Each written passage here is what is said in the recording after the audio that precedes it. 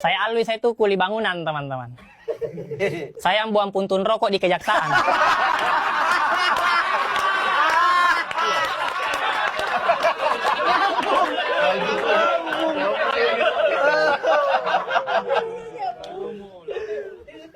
Saya itu jadi kuli karena di keluarga saya kuli bangunannya sudah jadi dinasti. Iya, bapak saya mandor, om saya pengawas proyek. Karena keluarga saya banyak kuli, saya tuh sering diajarin begitu. Alwi, pokoknya bapak tidak mau kau jadi kuli. Pokoknya kau harus potong generasi kuli di keluarga kita. Bapak saya bilang begitu, saya di samping masang ubin.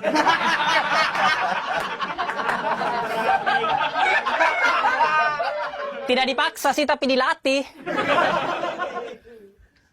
Tenang nak, nanti bapak bukain jalan. Kebetulan pengawas paman kamu kok.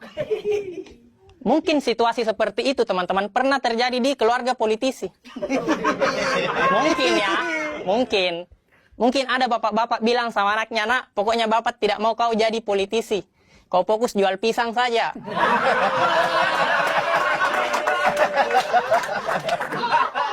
Pokoknya kau harus potong generasi politik di keluarga kita. Bapaknya bilang begitu, anaknya di samping jadi cawapres. Tenang nak, nanti bapak bukain jalan. Kebetulan pengawas paman kamu kok. Mungkin ya. Cawapres Uganda. Bicara masalah kasus, teman-teman, ada banyak banget kasus di sosmed itu saling hujat cuma karena berbeda pandangan politik. Ya maksud saya orang yang merasa dirinya pintar berpolitik, kenapa tidak ambil contoh ke kuli deh? Kuli bangunan kalau kerja, baju partainya beda-beda, tapi akur bikin rumah loh. Iya kan? Iya kan? Iya. Benar. Karena kalau kuli bangunan bekerja berdasarkan visi misi baju partai yang dia pakai, kacau. Iya. Karena Indonesia ini bisa maju, teman-teman. Kalau kita ambil analoginya sama kayak kuli bangunan membangun rumah. Rumah ini bisa maju karena kuli-kulinya itu saling bahu-membahu membuat rumah. Dengan satu arahan dari mandor, pemimpin proyek. Cuma yang jadi masalah, rumah yang sekarang, yang lagi dibangun, kuli-kulinya saling sikut. Karena mau jadi mandor. Karena mandor punya uang, punya kuasa. Jadi kuli ini saling sikut berdasarkan visi misi partai yang dia pakai. Sehingga banyak menimbulkan kasus-kasus yang berat. Ada kuli bangunan baru 2 tahun jadi kuli. Masih muda banget, pengalaman minim, tiba-tiba mau jadi mandor.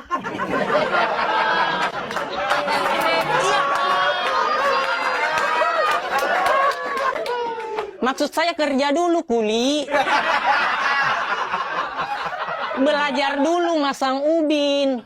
Jangan tiba-tiba ganti baju partai. Padahal pengawas proyek sudah bikin peraturan loh. Kuli bangunan baru boleh pulang kerja jam 5. Terserah kamu kemana.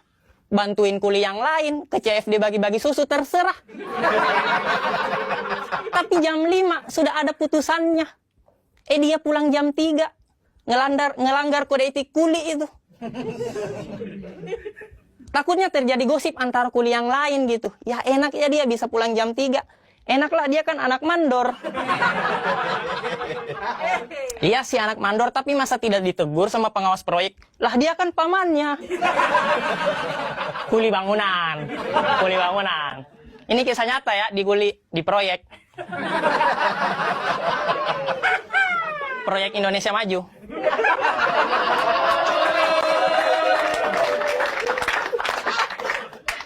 Ada lagi kasus berikutnya. Kuli terlalu banyak gimmick. Rambutnya warna putih.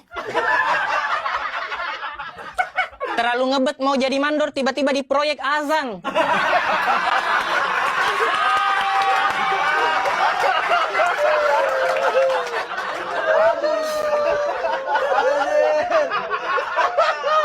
Kau kan mau jadi mandor ya, kenapa azan?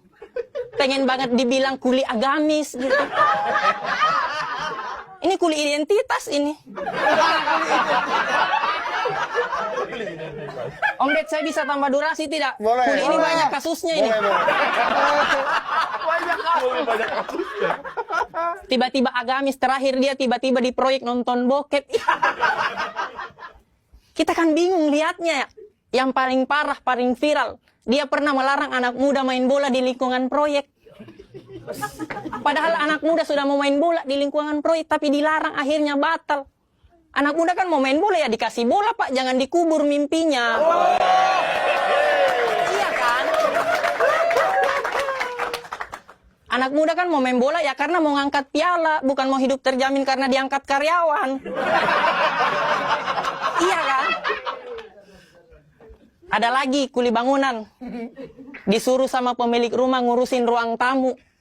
Di mana kita tahu ruang tamu adalah ibu kota dari sebuah rumah. Karena tamu datang di situ. Tapi ruang tamunya masih banjir, banyak polusi. Kita sih tidak masalah karena kuli ya wajar, ada kekurangannya kan. Cuma yang jadi masalah di saat dia mau jadi mandor, dia tiba-tiba menjanjikan kemerdekaan bagi rumah yang lain. Kita tidak percaya.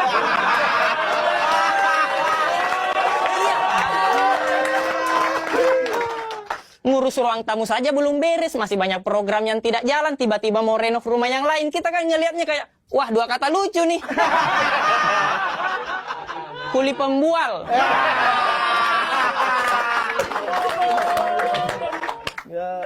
Terakhir dia bukan kuli, teman-teman.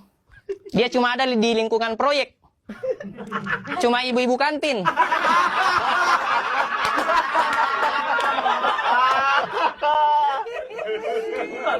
Cuma ibu-ibu kantin yang jual keratin yang logonya banteng.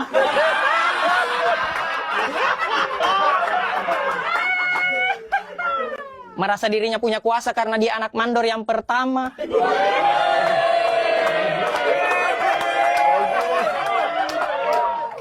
Kerjanya cuma ngecengin mandor yang sekarang. Ih, mandor yang sekarang kalau bukan kantin saya kasihan deh.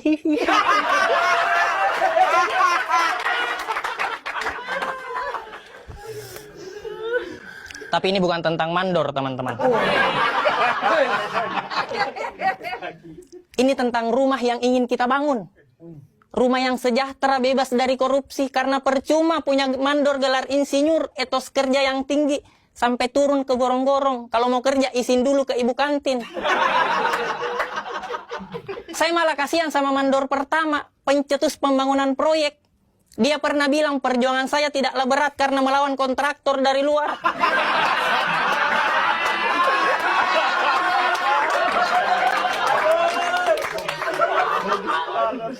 Tapi perjuangan kalian lebih sulit karena melawan kuli di proyek sendiri. Secara tidak langsung, mandor yang pertama nyindir anaknya sendiri.